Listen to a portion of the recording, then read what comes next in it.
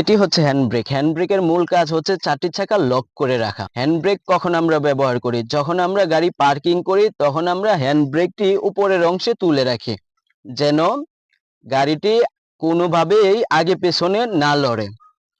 এই জন্য হচ্ছে হ্যান্ড ব্রেকটি আমরা পার্কিং অবস্থায় উপরে তুলে রাখি। ঠিক আমরা যখন গাড়ি চালানোর আগ মুহূর্তে হ্যান্ড ব্রেকটি আমরা নিচের দিকে নামিয়ে চাকাটি আনলক করে তারপরে আমরা চালানো শুরু করব। আমরা এখন দেখি হ্যান্ড ব্রেকটি কিভাবে ব্যবহার করতে হয়। আমাদের গাড়ি যেহেতু এখন পার্কিং আছে, সেই কারণে হ্যান্ড ব্রেকটি উপরের অংশে তোলা আছে, তার মানে চাকাটি লক করা আছে। এখন আমরা আনলক করব। আনলক করতে হলে হ্যান্ড ব্রেকে ঠিক এইভাবে ধরতে হবে, ধরে হালকা উপরের অংশে টান দিয়ে এই বাটামটি ভিতরের দিকে পুশ করে ধরে রেখে নিচের দিকে নামিয়ে দিলে হয়ে গেল আনলক। আবার আমরা লক করতে হলে ঠিক